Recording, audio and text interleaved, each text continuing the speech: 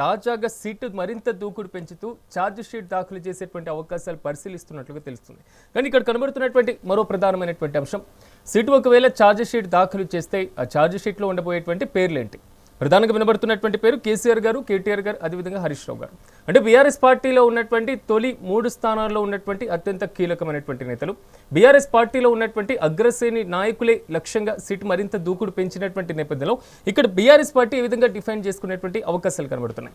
మరోవైపు మున్సిపల్ ఎన్నికలు రాష్ట్రంలో రాబోతున్నాయి. సో గతంలో ఏదైతే సర్పంచ్ ఎన్నికలు జరిగినటువంటి పరిస్థితులు ఉన్నాయో ఈ కార్ రేసింగ్కి సంబంధించినటువంటి నోటీసులు ఇచ్చారు. తాజాగా మున్సిపల్ ఎన్నికల సమయంలో మాత్రమే మళ్ళీ ఈ ఫోన్ ట్యాపింగ్ వ్యవహారానికి సంబంధించినటువంటి నోటీసులు ఇస్తున్నారు.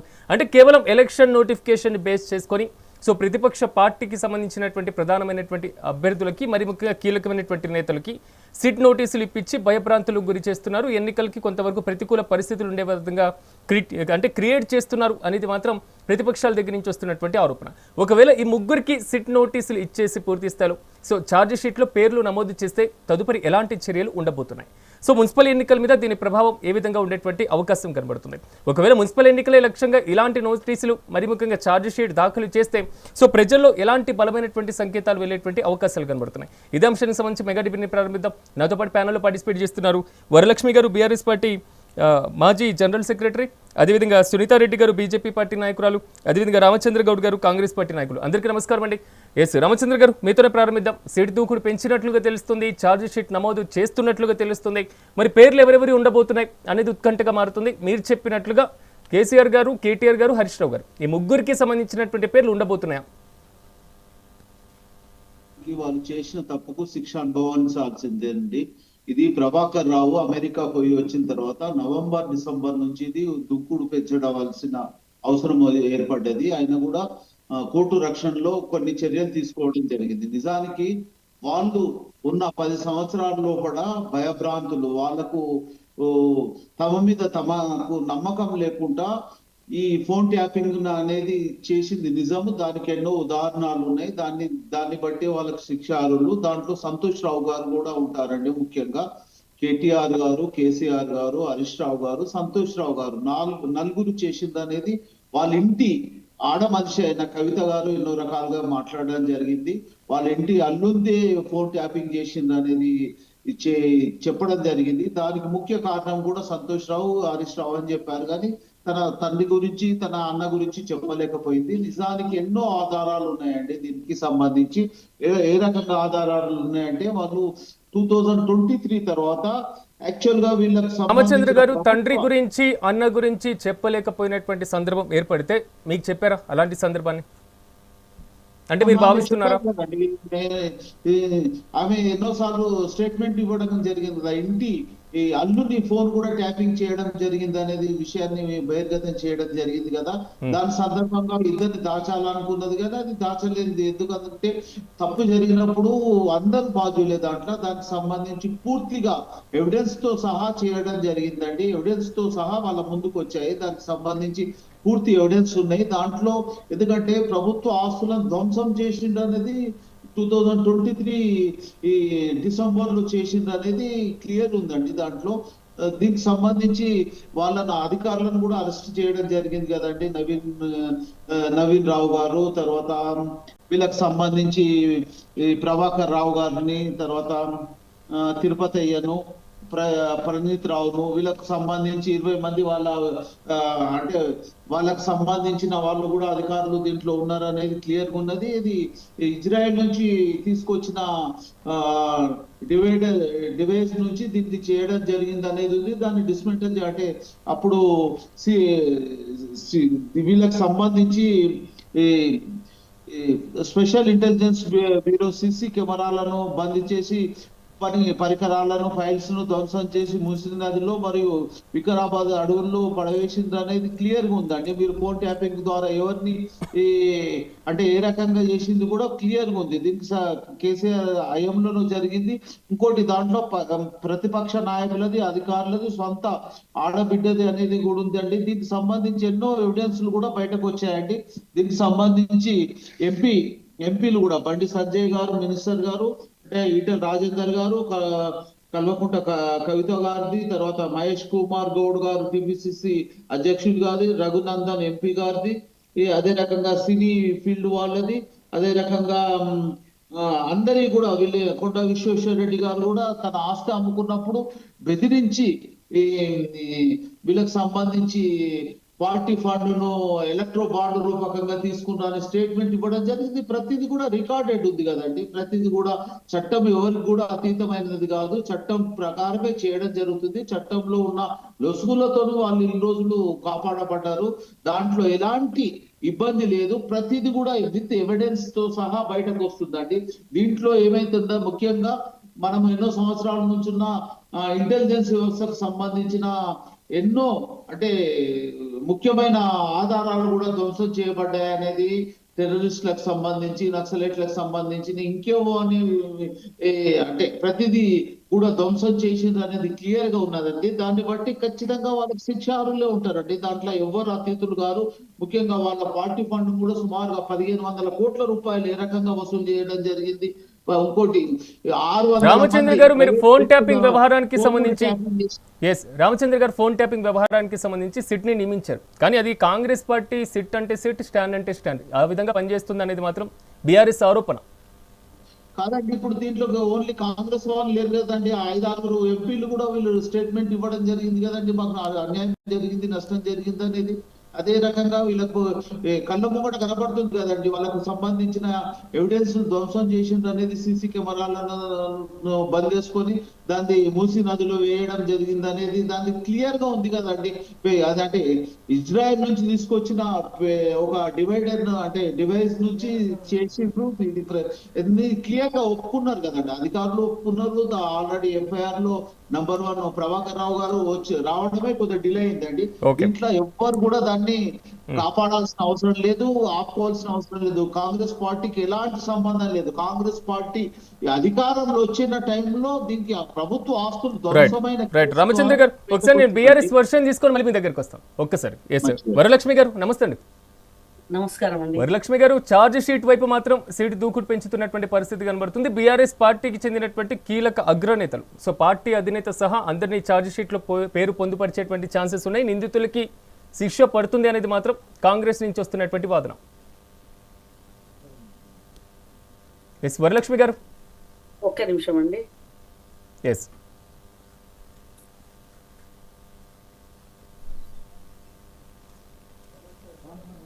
ఎస్ రామచంద్ర గారు, వరలక్ష్మి గారు ఒక్కసారి నేను మళ్ళీ మీ దగ్గరకు వస్తాను. ఎస్ రామచంద్ర గారు వినబడుతుంది. ఓకే, అయితే మీరు ఒక్కసారి ఏదో క్వశ్చన్ చేశారు, మళ్ళీ ఒక్కసారి. ఎస్ వరలక్ష్మి గారు, క్యామ్ ఆన్ చేసుకోండి. మీరు కనబడట్లేదు, క్యామ్ ఆన్ చేసుకోండి. నా ప్రశ్న ఏంటంటే, కాంగ్రెస్ పార్టీ నేతల నుంచి వస్తున్నటువంటి ప్రధానమైనటువంటి వాదన, సో ఫోన్ ట్యాపింగ్ వ్యవహారానికి సంబంధించిన నిందితులు ఎవరైతే ఉన్నారో వారందరికీ కూడా శిక్ష ఖచ్చితంగా పడుతుంది. సో సిట్ దీనికి సంబంధించి సమగ్రమైనటువంటి దర్యాప్తు జరుగుతుంది, పారదర్శకంగా జరుగుతుంది అనేటువంటి అంశాలు. సో ఇప్పటివరకు ఈ తంతు సాగితే ఇప్పుడు ఛార్జ్ షీట్ అనేటువంటి కొత్త కోణం వచ్చింది. సో ఛార్జ్ షీట్ లో మీ పార్టీకి చెందినటువంటి కీలక వ్యక్తులు, విచారణ ఎదుర్కొన్నటువంటి ప్రతి ఒక్కరి పేరు ఉండేటువంటి అవకాశం ఉంది అనేది మాత్రం కాంగ్రెస్ వాదన. ఓకేనా అండి? ఓకే ఓకే మేడం, చెప్పండి. వీడియో ఓకేనా? ఓకేనండి. అయితే ఇప్పుడు ఇది ఒకటేనండి, అందరికి ఇందాక తను కాంగ్రెస్ నాయకులు ఎవరు చెప్తా ఉన్నారు, ప్రభాకర్ రావు అని అదని ఇదని ధ్వంసం చేసిందని మూసీ నదిలో ఇస్తున్నారని. ఎక్కడుందండి సాక్ష్యం మూసీ నదిలో వేసింది? ఒక్కటే అండి, కేసీఆర్ గారు క్లియర్ కట్ గా చెప్తున్నారు. డే ఫస్ట్ నుంచి కూడా ఫోన్ ట్యాపింగ్ విషయంలో ఏం చెప్తున్నారు? ఇప్పుడు కాదు, తరతరాల క్రిత తరంలో కూడా రాజ్యాలు ఏలినప్పుడు కూడా గూఢాచార వ్యవస్థ అనేది ఉన్నదా లేదా? గూఢాచార వ్యవస్థ అంటే ఇది. అప్పట్లో గూఢాచార వ్యవస్థ డైరెక్ట్ వెళ్ళింది. మరి ఇప్పుడు మారుతున్న ఈ కాలక్రమేణా ఇది గూఢాచార వ్యవస్థ కింద ఒక భాగం. ఖచ్చితంగా గవర్నమెంట్ అనేది ఇలాంటిది పెట్టి దాని ద్వారా సమాచార సేకరణ చేస్తుంది. ఎందుకంటే రాష్ట్రం బాగుండాలన్నా, రాష్ట్ర ప్రజలు బాగుండాలన్నా, ఎటువంటి అవకతవకలు జరగకుండా ఇతర రాష్ట్రాల వాళ్ళు, ఇతర దేశాల వాళ్ళు మన మీద ఎటువంటి ప్రయత్నాలు చేసినా, ఏం చేసినా ఈ గూఢాచార వ్యవస్థ ద్వారా తెలిసినట్టు వెనుకటికి ఇప్పుడు అదే విధంగా ఫోన్ ట్యాపింగ్ వల్ల తెలుస్తుంది. కాబట్టి ప్రతి గవర్నమెంట్, ఇవాళ కాంగ్రెస్ గవర్నమెంట్ కూడా ఫోన్ ట్యాపింగ్ చేస్తుందని కేసీఆర్ గారు చెప్తూనే ఉన్నారు కదా. చేయట్లేదా చెప్పండి అని అడిగారు కదా. మరి ఎక్కడ చేయట్లేదని ఎవరు చెప్పలేదు కదండి. రేవంత్ రెడ్డి గారు చెప్పలేదు కదా చేయట్లేదని. అంత డైరెక్ట్ గా క్వశ్చన్ చేశారు కదా కేసీఆర్ గారు. ఇప్పుడు మీ గవర్నమెంట్ చేయట్లేదా అని. ఏ గవర్నమెంట్ అయినా చేయాల్సిందే, అది మస్ట్, అది చెప్పడం జరిగింది కదా. ఇప్పుడు కావాలని ప్రతి ఎన్నిక రాగానే ఏదో ఒక ఎన్నిక రాగానే ఈ డైవర్షన్ పాలిటిక్స్ తీసుకోవడం. ఎందుకంటే మమ్మల్ని ఎక్కడో అంటే వాళ్ళు ఈ పని ఈ మైండ్ ఇదంతా ఇటు డైవర్ట్ చేయడం. ఎందుకంటే పనిలో ప్రజలలో ముందున్నారు, పనిలో ముందున్నారు కదా. టిఆర్ఎస్ పార్టీ బీఆర్ఎస్ పార్టీ ఎప్పుడైనా ప్రజల పార్టీ, పనిలో ముందుంటది, హార్డ్ వర్క్ చేస్తారు. ఎవరిని తీసుకున్నా కేసీఆర్ తో సహా హరీష్ గారు కానీ కేటీఆర్ గారు కానీ ఎవరిని తీసుకున్నా మా దగ్గర ఒక కార్యకర్తను తీసుకున్నా హార్డ్ వర్క్ చేస్తాం. కాబట్టి ఇది ఎట్లా డైవర్ట్ కావాలా? ఇప్పుడు చూడండి మొన్న మాకు ఎంత డైవర్ట్ అయింది. హరీష్ గారు పోయి సిట్ ఎంక్వైరీ అనగానే ఆ రోజు 2 రోజులంతా వేస్ట్ అయిందా? ఆ తర్వాత కేటీఆర్ గారు అంటే మాకు మరో 2 రోజులు వేస్ట్ అయిందా? కేసీఆర్ గారు అంటే మరో 3 రోజులు వేస్ట్ అయిందా? కరెక్ట్ మున్సిపల్ ఎన్నికల ముందు మేము ఎంత డిస్టర్బ్ అయినాం, మా నాయకులు ఎంత డిస్టర్బ్ అయినరు. అంటే ఇది వాంటెడ్లీ చేస్తున్నట్టు కదా, అంటే మమ్మల్ని డైరెక్ట్ ఎదుర్కోలేక చేస్తున్నట్టు కదండి ఇది. అంతే కదా, అంటే మిమ్మల్ని డైరెక్ట్ ఎన్నికల్లో ఎదుర్కోలేక ఇలాంటి కేసుల ప్రభావం అంటారు, అంతేనా? అంతే కదండి. ఎందుకంటే ప్రతి పల్లె మొన్న సర్పంచ్ ఎన్నికలలో కూడా ప్రతి పల్లెలో ఇప్పుడు కూడా చిన్న ఒక ముసలవ దగ్గర నుంచి ఒక ముసలి పండు 3 ముసలి వరకు ఎవరు తీసుకున్నా, మీరు యూత్ లో మహిళల్లో ఎవరిని తీసుకున్నా ఏం మాట్లాడినరండి మీకు కూడా తెలుసు కదా. ఇది రేవంత్ రెడ్డి గారికి రిపోర్ట్ ఉంటది కదా. ఎందుకు ఉండదండి? కేసీఆర్ చేసిన ప్రతి స్కీమ్ ని మీరు 6 పాయింట్ ఫార్ములా లాగా పెట్టి 420 ఆ బిల్ల లాగా ఇచ్చి ఆ ఒక్క ఫ్రీ బస్ తప్ప ఇంకొకటి చేయనప్పుడు ప్రజలు అమాయకులండి. ప్రజలు ఆల్రెడీ తీసుకున్నారు కదా బెనిఫిట్స్. బీఆర్ఎస్ ద్వారా కేసీఆర్ గారి ద్వారా తీసుకున్న ప్రతి బెనిఫిట్ ని మీరు డబల్ చేసి ట్రిపుల్ చేసి ఎన్నికలలో వాగ్దానాలు చేసి మీరు అధికారంలోకి వచ్చారు. పాపం ప్రజలు ఏమనుకుంటారు? సొంత డబ్బులు ఇవ్వరండి. ట్యాక్స్ రూపకంగా వచ్చిన దాంట్లో మనకు వచ్చిన ఫలాలను పంచడం అవుతుంది. మీరు గూఢాచార వ్యవస్థ గురించి మాట్లాడుతున్నారు. ఓకే, గూఢాచార వ్యవస్థ నక్సలైట్లకు టెర్రరిస్టులకు సంబంధించింది తీసుకోవాలి, కానీ ప్రైవేట్ వ్యక్తుల దగ్గర, సినీ ఫీల్డ్ వాళ్ళ దగ్గర, పారిశ్రామిక వ్యక్తుల ఈ ఫోన్ నంబర్లు వ్యక్తుల పర్సనల్ గా తీసుకొని ఎంపీల ప్రోగ్రామ్ అంటే ప్రత్యర్థుల ఫోన్ నంబర్లు తీసుకొని బై ఎలక్షన్ లో లబ్ధి పొందే, అంటే అప్పుడు బై ఎలక్షన్ జరిగినప్పుడు బీఆర్ఎస్ గవర్నమెంట్ లో ఉన్నప్పుడు లబ్ధి పొందిందనే విషయంలో వస్తుంది. అదే రకంగా ఎలక్ట్రో బాండ్ రూపకంగా డబ్బులు తీసుకున్నారనే రకంగా క్లియర్ గా కనబడుతుంది కదండి. ఎక్కడ లేని 1500 కోట్ల రూపాయలు సుమారుగా పార్టీ ఫండ్ వచ్చిందండి. వాళ్ళు ఒక్కొక్కరు స్టేట్మెంట్ ఇచ్చి మమ్మల్ని బెదిరించి తీసుకున్నారని ప్రైవేట్ వ్యక్తులు ఆల్రెడీ రికార్డ్ చేయడం జరిగింది కదా. దాంట్లో మన ఎంపీ కొండ విశ్వేశ్వర రెడ్డి గారు క్లియర్ గా చెప్పారండి, బెదిరించి మా క్లయింట్ దగ్గర డబ్బులు తీసుకున్నారు. దానికి ఎవిడెన్స్ ఉంది కదా. ఏ రకంగా ఫోన్ ట్యాపింగ్ ద్వారా చేసారు. మీరు గూఢాచార వ్యవస్థ అంటే మనకు నక్సలైట్లకు, టెర్రరిస్టులకు, అంటే సమాజానికి వ్యతిరేకులకు, విద్రోహుల గురించి మనం మాట్లాడాల్సిన అవసరం వస్తుంది. కానీ ఇక్కడ జరిగేది అట్లా లేదు కదండి. ఇక్కడ జరిగేది మాత్రం రామచంద్ర గారు మీరు అధికారంలోకి వచ్చాక ప్రైవేట్ వ్యక్తుల దగ్గర కాదు కదా. కానీ రామచంద్ర గారు మీరు అధికారంలోకి వచ్చిన తర్వాత 2 ఏళ్ల తర్వాత నోటీసులు ఇవ్వడం, 2 ఏళ్ల తర్వాత దూకుడు పెంచడం, 2 ఏళ్ల తర్వాత ఇప్పుడు ఛార్జ్ షీట్ లో పేర్లు నమోదు చేసేటువంటి సో పనిలో పడ్డం. ఎందుకు వీళ్ళని ఎలక్షన్ మూడ్ నుంచి బీఆర్ఎస్ పార్టీని డైవర్ట్ చేయడానికి తర్వాత వచ్చాడు కదా, దాన్ని బట్టి మనం తీసుకోవాల్సి ఉంది. ఇంకోటి ఎలక్షన్లు అంటున్నారు. 2023లో కాంగ్రెస్ పార్టీ అధికారంలో వచ్చిన తర్వాత ప్రతి దాంట్లో ప్రతి ఎలక్షన్ లో ముందుగానే వస్తుంది. ఎంపీ ఎలక్షన్ లో మంచి రిజల్ట్ వచ్చింది. బై ఎలక్షన్ లో అంటే ఎలక్షన్ లో మంచి ఎలక్షన్ మనకు వచ్చిన పన్నును బట్టి దాన్ని బట్టి మనకి ఏమేం కావాలో ప్రజలకు హ్యాపీగా ఉన్నారండి. 200 యూనిట్ల కరెంట్ ఫ్రీ ఇస్తుందండి. ప్రతి ఇంటికి లబ్ధి చెందుతుందండి. అది సన్న బియ్యం ఇస్తుందండి. ప్రతి ఇల్లు అనకండి. ఏ స్కీమ్ ప్రతి ఇంటికి రాలేదు. ఇదే కాదు, మీరు అంతేందుకు వస్తుందండి, గ్యాస్ వస్తుంది. రుణమాఫీ కూడా రుణమాఫీ కూడా ఎవరు చేయకుండా సుమారుగా 30 లక్షల కోట్ల రూపాయలు ఖర్చు చేయడం చెప్పకండి. ఏది కూడా పూర్తి కాలేదండి అట్లా చెప్పకండి.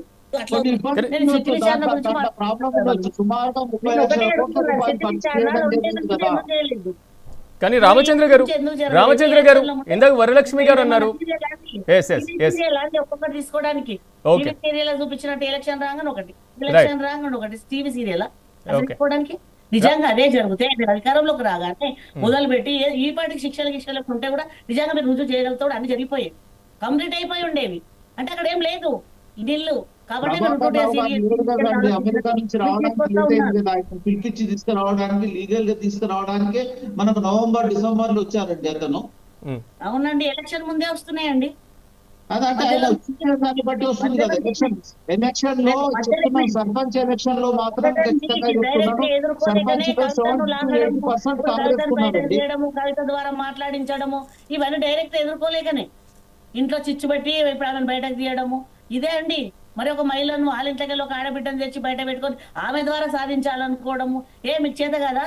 గవర్నమెంట్ చేతనైతే లేదా? సీఎం చేత కదా? ఒక ఆడపిల్లని బయటకు తీసుకొచ్చి ఆమె ద్వారా తీసుకునే ప్రసక్తే లేదు. ఎంతవరకు రూపాయి ఎలక్షన్ల ముందు తీసుకురాకండి. మీకు నిజంగా ఉంటే ఏది ఉన్నా దాన్ని కంటిన్యూ చేయండి. నిజంగా న్యాయానికి, ధర్మానికి, చట్టానికి అందరూ సమానులే. సరే మొదలు పెడుతున్నారు కదా, అట్లనే కంటిన్యూ చేయండి. మా నీతి నిజాయితీ అక్కడ బయటపడుతుంది, తెలుస్తుంది. అంతేగాని దీన్ని మళ్ళీ ఆపి మళ్ళీ రేపు ఎలక్షన్ వస్తుంది, పంచాయతీరాజ్ ఎలక్షన్, రేపు కార్పొరేషన్ ఉంటాయి. ఇది పిల్లల టీవీ సీరియల్ ఒకటి కరెక్ట్ కాదండి. సామాన్య కార్యకర్త కూడా అర్థమైపోయిందండి. డైరెక్ట్ గా బీఆర్ఎస్ ని ఎదుర్కోలేక ఈ జిమ్మిక్కులు డైవర్షన్ పాలిటిక్స్ చేస్తున్నది ఇందుకు. కానీ వరలక్ష్మి గారు ఒకవేళ డైవర్షన్ పాలిటిక్స్ అయితే బీఆర్ఎస్ నేతలే టార్గెట్ అయితే, సో మీరన్నట్లుగా కేవలం బీఆర్ఎస్ ను పూర్తి స్థాయి ఎలక్షన్ ముందు నుంచి పక్కకు తీసుకొచ్చి విచారణల పేరుతో కొంతవరకు ప్రతికూల పరిస్థితులు తేవాలి అనుకుంటే అది మీకు సానుభూతి పరంగా కలిసి వచ్చేటువంటి అవకాశమే కదా? అది తర్వాత విషయం అండి. మేము డిస్టర్బ్ అవుతున్నాం కదా, మా నాయకులు డిస్టర్బ్ అయ్యారు కదా. ఫలితం అనేది తర్వాత అది ప్లస్ అవుతుందా మైనస్ అవుతుందా తర్వాత తీసుకుందాం దాని గురించి. కానీ మేము డిస్టర్బ్ అయినాం కదా పనిలో అందరం.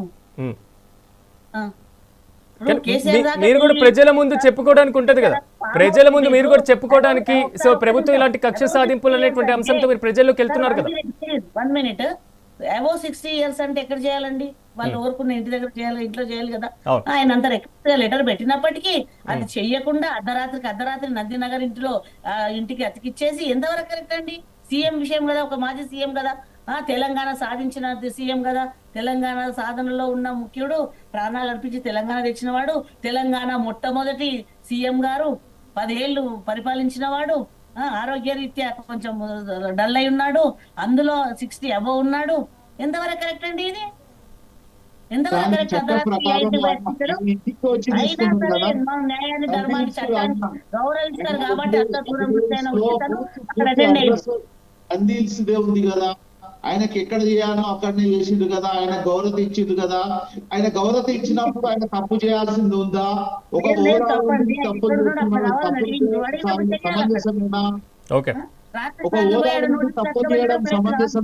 సమంజసం కాదు. అర్ధరాత్రి నోటీసు అందించడం సమంజసం కానే కాదు. ఆయన పర్మనెంట్ అడ్రస్ కు వచ్చిందండి. ఆయన ఎలక్షన్ లో అఫిడవిట్ దేని మీద ఇచ్చాడు, అదే అడ్రస్ మీద ఇచ్చారు కదా. కానీ రామచంద్ర గారు వరలక్ష్మి గారు ఒక్క నిమిషం. ఓకే వరలక్ష్మి గారు ఒక్క నిమిషం. వరలక్ష్మి గారు అది పర్సనల్ కక్ష, ఆయన పర్సనల్ అండి. అది ఆయన పర్సనల్ తెచ్చి రాష్ట్రం మీద, రాష్ట్ర ప్రజల మీద, పార్టీల మీద రుద్దుతున్నాడు. ఎంతవరకు కరెక్ట్ అండి? ఆయన పర్సనల్ గా తీసుకోవాలా? పర్సనల్ ఇష్యూ ఇది, అందరికి తెలుసు. అవునన్నా కాదన్నా వరలక్ష్మి గారు తమిళనాడులో ఉండే మా దగ్గర ఉండేవి కావు. ఆంధ్రప్రదేశ్ లో ఉన్నప్పుడు కూడా మన దగ్గర ఇవి లేవు. వరలక్ష్మి గారు ఒక్క నిమిషం ఉండండి. వరలక్ష్మి గారు రామచంద్ర గారు వరలక్ష్మి గారు ఒక్క నిమిషం. రామచంద్ర గారు మీరు పర్మనెంట్ అడ్రస్ లేదా ఎలక్షన్స్ కి సంబంధించినటువంటి ఏదైతే అఫిడవిట్లో ఇచ్చినటువంటి అడ్రస్ ప్రకారమే మేము నోటీసులు ఇచ్చాం కాబట్టి నందినగర్లోని విచారణ చేపట్టాలి అనేటువంటి అంశాలు ప్రస్తావించారు. కానీ మాజీ మంత్రి హరీష్ రావు గారు సిద్దిపేట కదా అఫిడవిట్లో ఉన్నటువంటి అడ్రస్. ఆయన ఏజ్ లిమిటెడ్ అండి. ఆయన సెకండ్ అడ్రస్ ఇచ్చారా? నేను చెప్తున్నటువంటి అంశం నోటీసులు ఇచ్చేటువంటి అంశం, విచారణ ప్లేస్ కాదు. రామచంద్ర గారు విచారణ ప్లేస్ కాదు, నోటీసులు ఇచ్చేటువంటి అంశం. ముఖ్యమంత్రి ఉన్నప్పుడు సిబిఐ ఎంక్వైరీ మన దీనికి సంబంధించి ఈసీఐకి సంబంధించి తర్వాత కొన్ని ఎంక్వైరీ కూడా చేయడం జరిగిందండి 2015-16 లో. కానీ రామచంద్ర గారు నేను చెప్తున్నటువంటి అంశం ఏదైతే విచారణకు సంబంధించినటువంటి అంశం కాదు, నోటీసులు ఇచ్చేటువంటి అంశం. సీఎం గా ఉన్నప్పుడే దీనికి సంబంధించింది కూడా మీరు తెలుసుకోండి.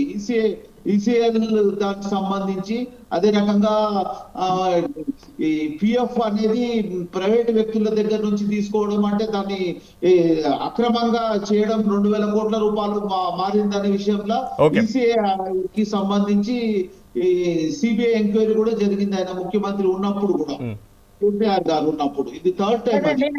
ఇప్పుడు మనము ఫోన్ ట్యాపింగ్ విషయం మాట్లాడుతున్నాం, అదే సబ్జెక్ట్ మీదే మాట్లాడదామండి దయచేసి. పెట్టండి, అప్పుడు దాని మీద మాట్లాడదాం. చాలా ఉన్నాయి అట్లా మాట్లాడితే. ఓటుకు నోటుకు డైరెక్ట్ గా దొరికిన వ్యక్తిని ఎలా మనం సీఎం చేసుకున్నాం, అంతకు మించి ఇంకేం కావాలండి? ఇది ఒకటి సరిపోదా? అవన్నీ వద్దండి అట్లా మాట్లాడితే. రామచంద్ర గారు రైట్ వరలక్ష్మి గారు ఒక నిమిషం. ఎస్ రామచంద్ర గారు, ఎలక్షన్ టైంలోనే వారికి ఇచ్చేటువంటి నోటీసులు ఒకవేళ సానుభూతి వస్తే, సో రిజల్ట్ కాంగ్రెస్ కి నెగిటివ్ గా ఉంటే పరిస్థితి ఏంటి? సో ఎందుకంటే మొన్న రీసెంట్ గా జరిగినటువంటి నోటీసుల హయాంలోనే ఏదైతే రాష్ట్ర ఉద్యమానికి ప్లాన్ వేసినటువంటి రూపకల్పన చేసినటువంటి గదిలోనే ఈ రోజు నేను విచారణ ఎదుర్కొంటున్నానటువంటి ఒక బలమైనటువంటి భావోద్వేగానికి లోనయ్యారు. సో కార్యకర్తలు ముఖ్యమంత్రి ఇంటితో సహా మొత్తం ముట్టడి చేసేటువంటి కార్యక్రమానికి శ్రీకారం చుట్టారు. ఇది ఎలాంటి తప్పు చేసిన వారికి ఎవరు తెలంగాణ సమాజం సపోర్ట్ చేయదండి. ఆయన తప్పు చేసింది అనేది ఎన్నో ఉదాహరణలు ఉన్నాయి. 2000 కంటే ముందు వాళ్ళ ఆస్తుల వివరాలు ఏంటంటే వాళ్ళ ఆస్తులు ఎలాంటి ఆస్తులు లేవు, మామూలు పరిస్థితి నుంచి ఈ రోజు లక్షల వేల కోట్ల రూపాయల ఆస్తులు ఏ రకంగా వచ్చాయి, సొంత ఆస్తులు అనుకోండి, పార్టీ ఆస్తులు అనుకోండి, విదేశాలకు రూమర్స్ చూపించారు. వాళ్ళు ఎన్నో రకాలుగా భూముల కుంభకోణం అనుకోండి, ఎన్నో కుంభకోణాలు ద్వారా మాట్లాడలేదు సార్. మీరు తప్పు రుజువు అయితే తప్పు చేసింది అనాల, తప్పులు రుజువు కానప్పుడు తప్పు చేసింది అనొద్దండి. ఆరోపించబడ్డాడు, ఆరోపణ నేరస్తుడు, ఆరోపించబడింది.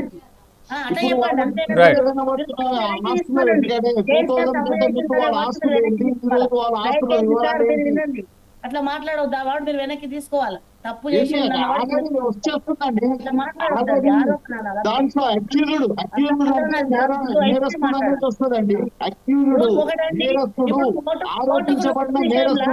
ఓటుకు నోటు విషయంలో రెడ్ హ్యాండెడ్ గా పట్టుబడి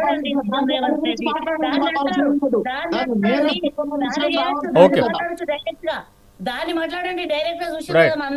కానీ వరలక్ష్మి గారు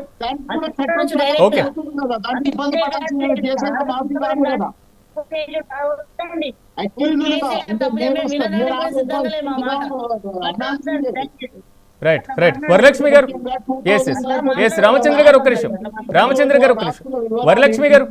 వరలక్ష్మి గారు మన నోటీసులు ఇచ్చి కేవలం విచారణకు పిలిచినటువంటి నేపథ్యంలోనే సో మీరు పూర్తి స్థాయిలో ఆందోళన కార్యక్రమాలకు కూడా శ్రీకారం చుట్టారు.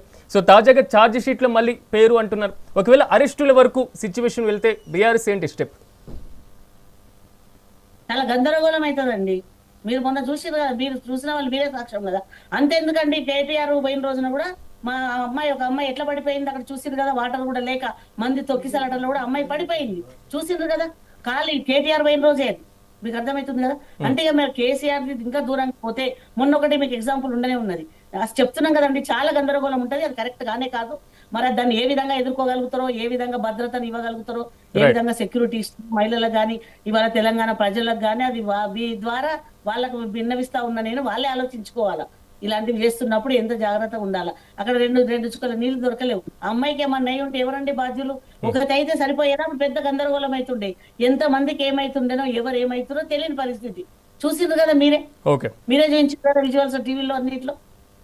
అదండి పరిస్థితి, చాలా గందరగోళంగా ఉంటుంది. ఓకే, వరలక్ష్మి గారు డిస్కషన్ చేద్దాం. నాతో పాటు ప్యానెల్లో బీజేపీ నేత దుర్గం మారుతి గారు కూడా పార్టిసిపేట్ చేస్తున్నారు. మారుతి గారు నమస్తే అండి. మారుతి గారు అన్మ్యూట్ చేయండి. సో ఓవరాల్ గా మాత్రం సిట్ ఛార్జ్ షీట్ లో బీఆర్ఎస్ పార్టీకి చెందినటువంటి కీలక నేతలందరికీ కూడా ఛార్జ్ షీట్ లో పేరు నమోదు చేసేటువంటి ప్రాసెస్ వైపు అడుగులు వేస్తున్నట్లుగా తెలుస్తుంది. బీజేపీ స్టాండ్ ఏంటి దీని మీద? మారుతి గారు అన్మ్యూట్ చేయండి సార్, మ్యూట్ లో ఉన్నారు మీరు.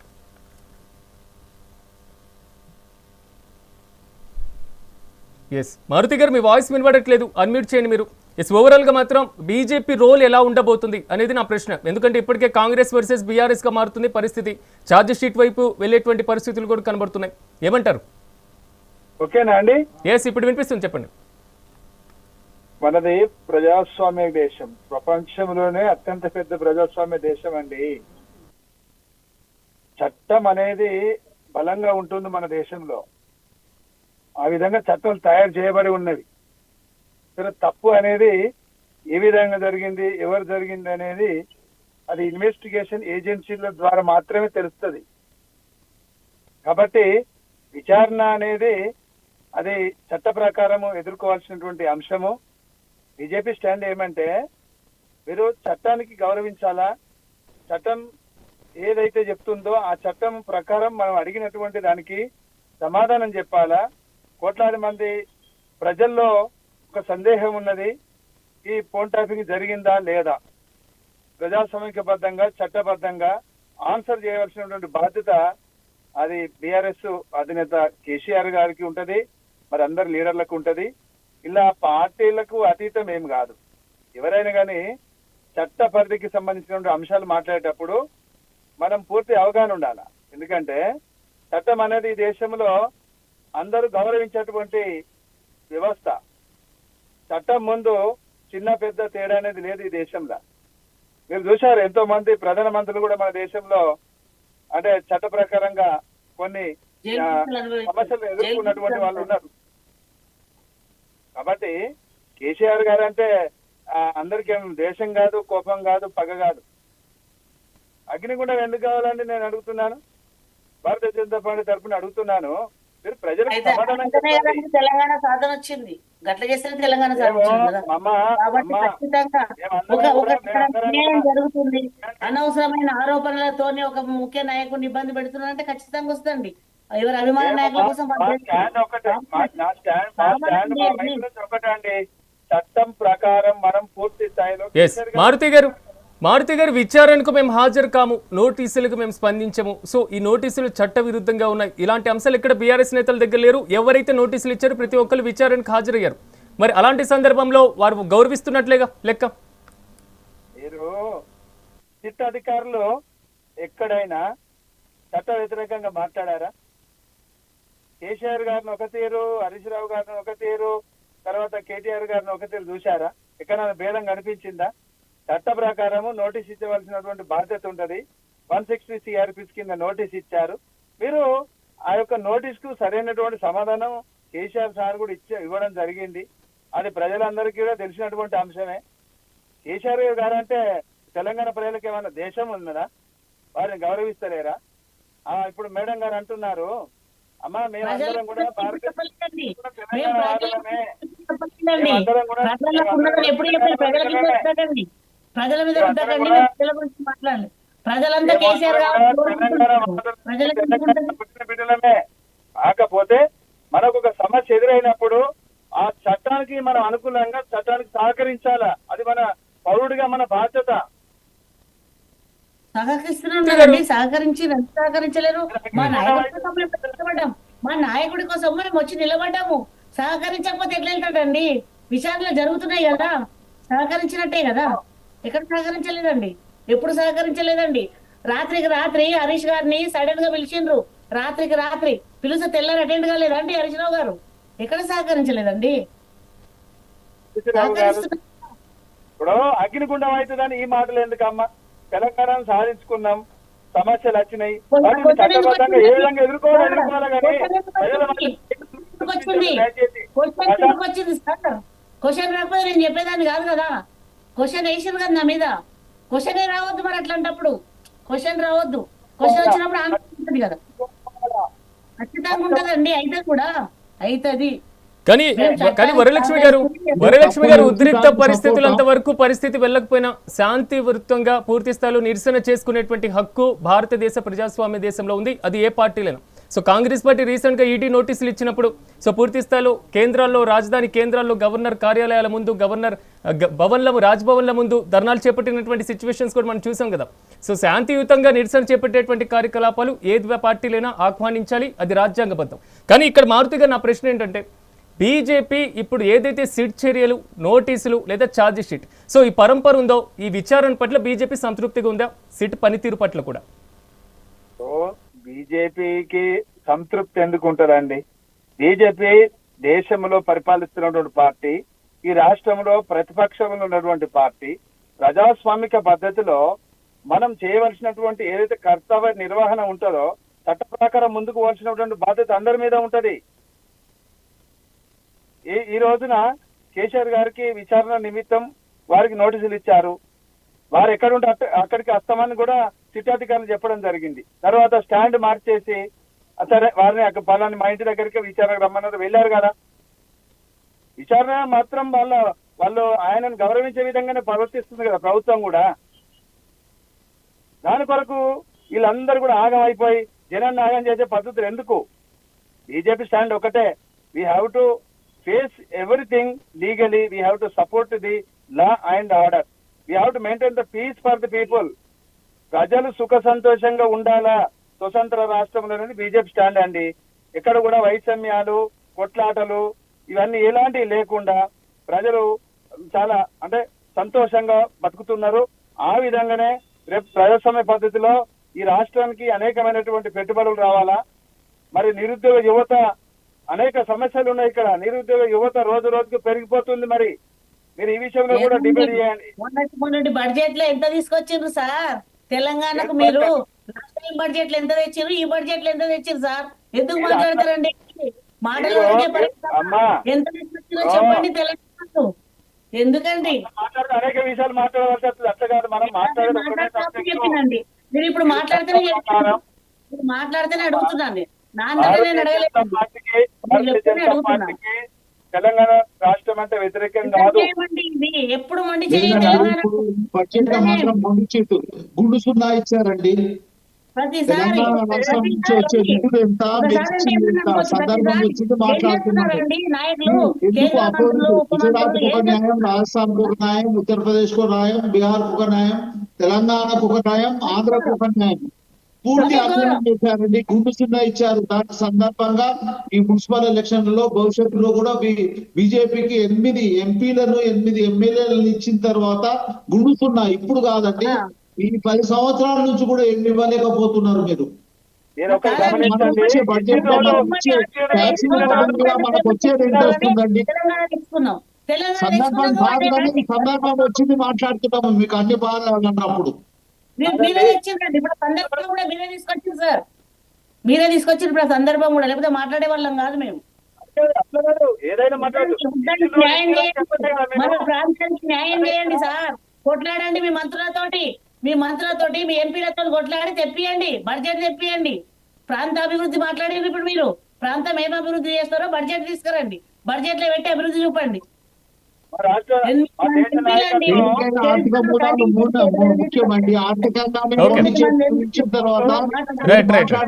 వరలక్ష్మి గారు ఒక్క నిమిషం. Yes sir. మారుతి గారు ఒక్క నిమిషం అండి. మారుతి గారు ఒక్క నిమిషం. ఎస్ రామచంద్ర గారు. ఇప్పుడు ఉన్నటువంటి సిచ్యువేషన్, మొన్న కేంద్ర బడ్జెట్ వచ్చినటువంటి రోజే ఇక్కడ విచారణల పర్వంతో మీరు రాష్ట్రానికి ఎంత సాధించారు, రాష్ట్రంలో ఉన్నటువంటి ప్రభుత్వం కేంద్రంతో ఎంత ఫ్రెండ్లీగా ఉంది, బీజేపీ ఎంపీలు ఎంత తెచ్చారు, కాంగ్రెస్ ఎంపీలు ఎంత తెచ్చారు, ఈ మొత్తం ఎక్కడ కనబడలేదు. కేవలం ఈ విచారణల మొత్తం ఇక్కడే సాగినటువంటి వైనం. కానీ బీఆర్ఎస్ దగ్గర నుంచి వస్తున్నటువంటి ఒకే ఒక బలమైనటువంటి వాదన, సో ఛార్జ్ షీట్లు అరెస్టుల వరకు వెళ్తే మాత్రం పరిస్థితులు కంట్రోల్ తప్పేటువంటి అవకాశాలు ఉన్నాయి, ఆచితూచి వ్యవహరించాలి, పారదర్శకత మాత్రం లోపించకూడదు అనేది. ఓకే అండి, నేను తప్పు చేసి నేను పారదర్శకంగా అంటే నేను గుండాయిజమే కదా ఇది. తప్పు చేసినోనికి శిక్ష అర్హులే. ఏ రకంగా అయినా కానీ తప్పు జరిగింది అక్కడ, దానికి ఎవిడెన్స్ ఉంటేనే జరుగుతుంది. న్యాయం ప్రకారం పోతారు. చట్టానికి ఎవరు అతీతులు కారు. నిజానికి తప్పు జరిగితే దానికి ఎవిడెన్స్ కి సంబంధించి మాకు తెలిసి ఎవిడెన్స్ లు ప్రతిదీ రికార్డెడ్ ఉంది. వాళ్ళు చెప్పిన మాటలు, వాళ్ళు మాట్లాడి ప్రతిదీ రికార్డ్స్ ఎవిడెన్స్ తో సహా వాళ్ళకి ఇవ్వడం జరిగింది. దాన్ని బట్టి చట్టము దాని పని తాను చేసుకొని పోతే చట్టానికి ఎవరు అతీతులు కారు. నేను తప్పు చేసి నాకు ఈ రకంగా చేసి నేనేదో చేస్తా అంటే జరగదు. చట్టానికి సంబంధించి, హోంశాఖకు సంబంధించి దాంట్లో ఎలాంటి తప్పులు జరిగి ఉంటే ఖచ్చితంగా శిక్ష అర్హులే. తప్పులు జరగకుంటే వాళ్ళకి ఎలాంటి ఇబ్బంది లేదు. తప్పు చేయనప్పుడు భయపడాల్సిన అవసరం ఏముంది? ఈ దొంగలు అనగానే భుజాలు చదువుకోవాల్సిన అవసరం లేదు. నిజానికి తప్పు జరిగితే శిక్ష అర్హులే. తప్పు లేకుండా దానికి ఇబ్బంది లేదు. తప్పు లేకుండా ఎలాంటి ఇబ్బంది లేదు. మాత్రం ఖచ్చితంగా శిక్ష అర్హులే. మహిళలు కూడా భయపడారు, మా దగ్గర చిన్న పిల్లలు కూడా భయపడారు. భయం ఎక్కడండి మాకు? ఉద్యమంలో పార్టిసిపేట్ చేసిన జీవితాలు తప్పుకి భయం అంట, ఎవరైనా భయం. శిక్షార్హులే. దాంట్లో భయం ఇబ్బంది మమ్మల్ని పడాల్సిన అవసరం భయపడుతుంది లేదు. సార్. భయము మమ్మల్ని చూసి భయపడుతుంది, మాకెక్కడిది భయం. తప్పు మాట్లాడకండి, భయం చేస్తే తప్పు అనకండి. తప్పు చేసినందుకు మాట్లాడండి. వరలక్ష్మి గారు, న్యాయంగా చట్టపరంగా ఎలాంటి తప్పు జరిగితే మాత్రం శిక్షార్హులే. ఓకే భయపడితే ఉద్యమంలో పార్టిసిపేట్ కారండి ఎవరు. ఉద్యమానికి వరలక్ష్మి గారు, మేము కూడా చేశాము, వరలక్ష్మి గారు. మేము కూడా చేశాము, అన్ని చేశాము. చేసి ఈ రోజు కష్టపడ్డోడు ఒకడు పట్టం అనుభవించాడు, ఒకటే కుటుంబం అనుభవిస్తుందండి. తెలంగాణ ఫలాలను అన్నట్టు మనము నీళ్లు నిధులు నియామకాల గురించి వస్తే నీళ్లు ఎక్కడ పోయినాయి, నిధులు ఎక్కడ పోయినాయి, నియామకాలు ఎక్కడ పోయినాయి, ఒకే కుటుంబానికి పోయినాయి. అందుకోసంటే కదా 10 సంవత్సరాల తర్వాత ప్రభుత్వాన్ని పక్కకు పండబెట్టారు. దాని గురించి మనకు సమస్య కాదు. ఇక్కడ మాత్రమే తప్పు జరిగి ఉంటే ఓకే. మాత్రం రైట్ రైట్. కానీ రామచంద్ర గారు, రామచంద్ర గారు, భయపడాల్సిన అవసరం రైట్ లేదు. Right right. కానీ రామచంద్ర గారు, మీరు 2 ఏళ్ల అధికారంలోకి వచ్చిన తర్వాత వరలక్ష్మి గారు ఒక్క నిమిషం, వరలక్ష్మి గారు ఒక్క నిమిషం. 2 ఏళ్ల అధికారంలోకి వచ్చిన తర్వాత 2 ఉప ఎన్నికలు మాత్రమే పార్టీ బేస్ మీద ఫేస్ చేశారు. మన జరిగినటువంటి సర్పంచ్ ఎన్నికల్లో కూడా పార్టీల ప్రమేయం లేదు. సో పార్టీ ప్రమేయంతో సాగుతున్నటువంటి ఎన్నికలు మున్సిపల్ ఎన్నికలు కాబట్టి అర్బన్ ఓటు బ్యాంకు 2023 ఎన్నికల్లో బీఆర్ఎస్ పార్టీకి ఎక్కువ స్థానాలు గెలుచుకున్నటువంటి పరిస్థితి ఉంది కాబట్టి సో బీఆర్ఎస్ ని ఈ కేసుల పరంగా వీక్ చేయాలి అనేటువంటి వాదన బలంగా ఉంది. నిజమా కాదా? అలాంటిది ఏముండదండి. Right right. వరలక్ష్మి గారు, ఒకసారి నేను కాంగ్రెస్ ఒపీనియన్ తీసుకొని మీ దగ్గరికి బలంగా వస్తాను. ఉంది. 5 సంవత్సరాల వరకు కాంగ్రెస్ పార్టీకి ఎలాంటి ఇబ్బంది లేదు లోకల్ బాడీలకు. బట్ ఇక్కడ 100% మున్సిపాలిటీ వస్తుందని ఘంటాపథంగా చెప్తున్నాము. Okay. ఎందుకంటే ఆ రోజులలో మాకు అంటే కౌన్సిలర్ లో ఒక 4-5 మాత్రమే కార్యకర్తలు 10 మంది వరకే ఉంటుండే. ఈ రోజు 100,000 మంది కార్యకర్తలు ప్రతి కౌన్సిలర్ లో ఉన్నారు. దాంట్లో ఇబ్బంది పడాల్సిన అవసరమే లేదు. దీనికి ఇక్కడ వచ్చినా రాకున్నా మాకేం నష్టం లేదు. Okay. బట్ 100% కాంగ్రెస్ పార్టీకి మున్సిపల్ లో వస్తుంది. రైట్. ఎస్. దాంట్లో ఇబ్బంది పడాల్సిన అవసరం రైట్ లేదు. రైట్. రైట్ రామచంద్ర గారు. Right right. రైట్. ప్రభుత్వం వరలక్ష్మి గారు. ఇబ్బంది పడదు. ఓకే. ఎస్. మారుతి గారు. ప్రభుత్వం గురించి కాంగ్రెస్ ప్రభుత్వం గురించి నేను ఒకటి మీకు చెప్తా సార్. వరంగల్ డిక్లరేషన్ లో గౌరవ రాహుల్ గాంధీ గారి చేత ఈ యొక్క గౌరవ ముఖ్యమంత్రి గారు ప్రకటన చేయించారు. ఇదే 25 లక్షల ఎకరాల అసైన్మెంట్ భూములు కలిగినటువంటి ఎస్సీ కుటుంబాలకు చెందినటువంటి పట్టణాలకు రెగ్యులరైజ్ చేస్తామని చెప్పారు. భూమి అనేది ఒక పెద్ద అసెట్. 1960-61 సంవత్సరంలో ఉమ్మడి రాష్ట్రంలో 56 లక్షల ఎకరాల భూమిని అప్పటి ప్రభుత్వాలు నిరుపేద మధ్య తరగతి బీసీలకు కూడా ఈ యొక్క అసైన్మెంట్ ల్యాండ్ ఇవ్వడం జరిగింది. తెలంగాణ రాష్ట్రంలో మా కాంగ్రెస్ ప్రభుత్వం అధికారంలోకి రాగానే మా ప్రభుత్వం ద్వారా మేము ఇక్కడ ఇంకొకటి మీకు చెప్తున్నా, రెగ్యులరైజ్ చేస్తాము, మీకు అమ్ముకోవడానికి హక్కులు కల్పిస్తాం, పూర్తి యజమాని హక్కులు ఇస్తామని చెప్పారు. కాంగ్రెస్ పార్టీకి ఈ యొక్క మున్సిపల్ ఎలక్షన్ల అసలు ఓట్లు అడిగే హక్కే లేదు. ఇంకొక విషయం చెప్తున్నా, ప్రొవిజన్ ఆఫ్ ట్రాన్స్ఫర్ యాక్ట్ 1977 చట్టం ఉంటది. అసైన్మెంట్ భూముల బదిలీ నిషేధ చట్టం ఉంటది. ముఖ్యమంత్రి గారు ఈ రోజున కరీంనగర్ జిల్లా సుప్పదండి శాసన సభ నియోజకవర్గంలో ఒక బహిరంగ సభ పెట్టారు ఎన్నికల సందర్భంగా. నేను నిన్న కూడా మీడియాతో మాట్లాడాను. నేను అంటే చిత్తశుద్ధి దాదుకోవాలా. ఈ యొక్క ఎస్సీలను ఓటు అడిగేటువంటి పరిస్థితి ఇలా కాంగ్రెస్ ప్రభుత్వానికి లేదు. అట్లా మాట్లాడితే అంశాలు చెప్పగలం మేము. ఓకే. ఇలా కరీంనగర్ ఉన్నది, కరీంనగర్ కు 100 కోట్ల స్మార్ట్ అనుకుంటే మీరు మోడీ ప్రభుత్వం వచ్చే ముందు బ్లాక్ మనీ తీసుకొచ్చి ప్రతి ఒక్క అకౌంట్ లో 15 లక్షల రూపాయలు ఇస్తామని 10 సంవత్సరాలు అవుతుంది. ఎక్కడ పోయింది? ప్రతి సంవత్సరం 2 కోట్ల ఉద్యోగాలు ఇస్తామన్నారు. ఎక్కడ పోయింది? అదే రైతులకు రుణమాఫీ చేయకుంటాను, కార్పొరేట్ సంస్థలకు 20 లక్షల కోట్ల రూపాయలు మాఫీ చేయడం ఘనత మీకు ఉన్నది. సంపన్నుల పన్ను 35% నుంచి 22% తీసుకురావడం జరిగింది. సంపన్నుల పన్ను 35% నుంచి 22% తీసుకురావడం జరిగింది. అంటే వస్తుంది. ఓకే. మా ప్రభుత్వం కానివ్వండి, అప్పుడు తెలుస్తుంది ఎస్సీలకు ఎంత న్యాయం చేస్తామో. మీకు ఇంకొక ముఖ్య విషయం చెప్తున్నా, మీరు దేశం గురించి భారతీయ జనతా పార్టీ గురించి బాగా మాట్లాడతారు కదా. 2015లో భారతదేశంలో ఎస్సీ ఎస్టీ అట్రాసిటీ చట్టం మార్పు తీసుకొచ్చింది భారత ప్రభుత్వం, నరేంద్ర మోడీ గారి నాయకత్వం ప్రభుత్వం. మీకు ఒక ఉదాహరణ చెప్తా. చట్టం అనేకమైన మార్పులకు లోనై అనేక విధాలుగా ఎస్సీ ఎస్టీలకు ఉపయోగపడుతుంది చట్టం. ఓకే. మీరు తెలుసుకోవాలా.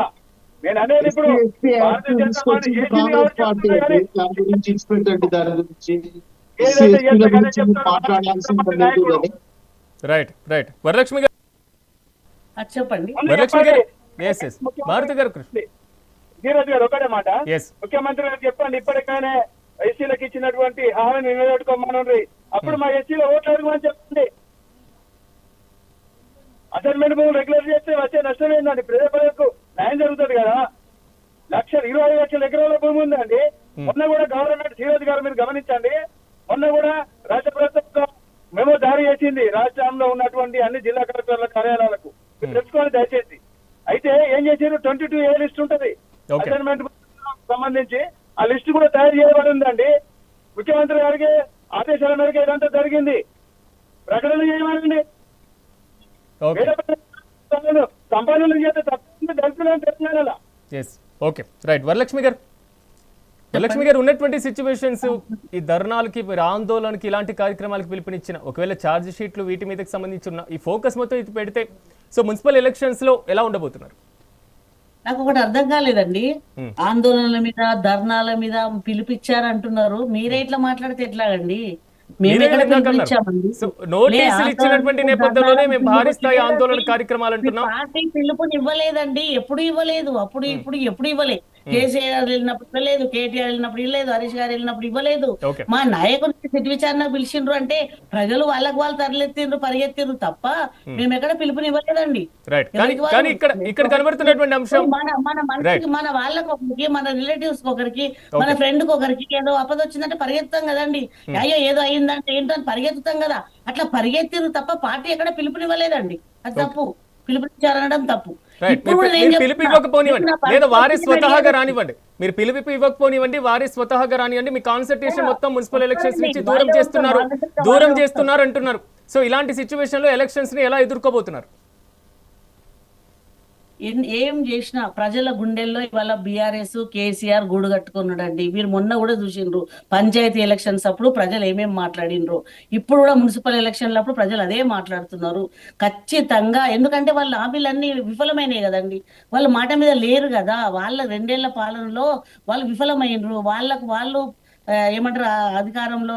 అసలు ఒక మాట అడుగుతానండి నేను మిమ్మల్ని, మీరు అందరూ వింటున్నారు, నేను వింటున్నాను. నేనైతే ఎప్పుడు తిట్టలేదు, మాట్లాడలేదు. ఎందుకంటే రేవంత్ రెడ్డి గారు నాతో కలిసి పనిచేసిండ్రు. నేను one of the founder member TRS, state general secretary, polit bureau చేసిన. రేవంత్ రెడ్డి గారు వెళ్ళిపోతున్నప్పుడు 15 నిమిషాలు కొట్లాడిపోతుంటే కూడా అట్లా ఇళ్ళకి రేవంత్ రెడ్డి అని ఫోన్ చేసి మాట్లాడిన వ్యక్తిని నేను. నాకు తమ్ముడు లాంటి వాడు రేవంత్ రెడ్డి. పార్టీలో పనిచేసినప్పుడు నేను అప్పుడే state general secretary, polit bureau member TRS లో, అడ్వకేట్ ను. ప్రాక్టీస్ వదిలిపెట్టి తెలంగాణ జెండా పట్టిన మహిళను నేను, మొట్టమొదటి మహిళను. కేసీఆర్ ఫ్యామిలీ తర్వాత ఫస్ట్ పర్సన్ ఎవరంటే అది నేనే. గర్వంగా చెప్పుకుంటున్నా, హ్యాపీగా చెప్పుకుంటున్నా. ఎందుకంటే తెలంగాణ రాష్ట్రాన్ని సాధించినాం కాబట్టి. తెలంగాణ చరిత్ర పుస్తకంలో నా పేరు ఉంది. నేను అదే కోరుకున్నా, నాకు అది దక్కింది. ఎందుకు చెప్తున్నానంటే ఇంత క్లియర్ గా కూడా మీకు ఇట్లాంటి విషయంలో ఇప్పుడు ఒక మాట అండి, నాయకునికి కష్టం వచ్చిందంటే పరిగెత్తారు. అంతేగాని ధర్నాలకు వాటికి ఉద్యమానికి పిలుపునిచ్చినాం. ప్రతి స్టెప్ లో ఉద్యమానికి పిలుపునిచ్చినాం. అట్లా వెళ్ళినాం.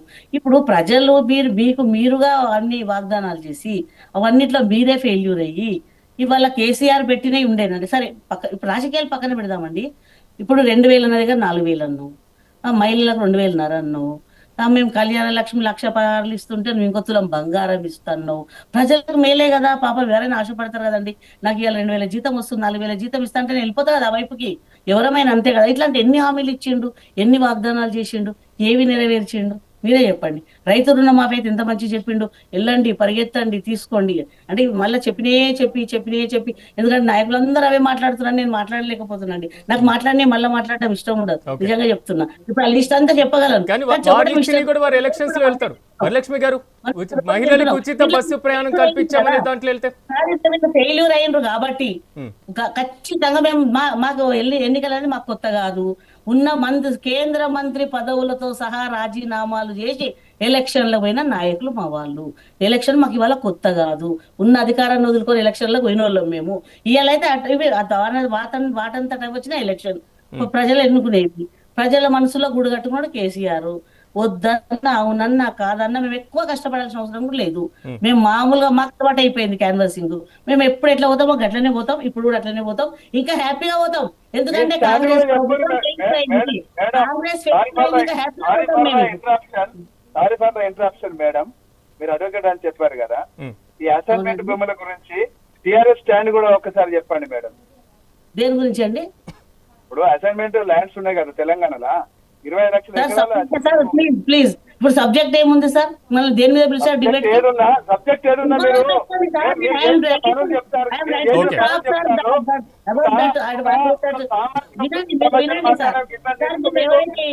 వినాలి దయచేసి, మీరు వినాలి దయచేసి. ఇప్పుడు ఏ సబ్జెక్ట్ మాట్లాడదాం. నేనే మాట్లాడతా, మీరు రేపు పిలిచినా నేను మాట్లాడుతుంది దాని మీద. అనర్గళంగా మాట్లాడతాం చెప్తున్నారా? మా దగ్గర ఒక కార్యకర్త విషయం అనర్గళంగా మాట్లాడతారండి. నేనేంది మాట్లాడడం గొప్ప కాదు మాకు ఇక్కడ. ఎందుకంటే మేము రోజు వాటి మీదనే వింటుంటాం, చూస్తుంటాం. 2000 నుంచి మీరు ఒకసారి అందులో ఎన్ననే చెప్పగలరు ఆ భాగస్వామిని, అందులో ఆ కసరత్తులో భాగస్వామిని ఎన్నన్నా చెప్పగలరు. చెప్పడానికి వెతికిపోయింది. కానీ ఇప్పుడు సబ్జెక్ట్ ఏముంది దాంట్లో మాట్లాడదాం నా రిక్వెస్ట్ అంతే. ఓకే, చూద్దాం. మొత్తం మీద మీరు అన్నట్లుగా వచ్చేటువంటి మున్సిపల్ ఎన్నికల మీద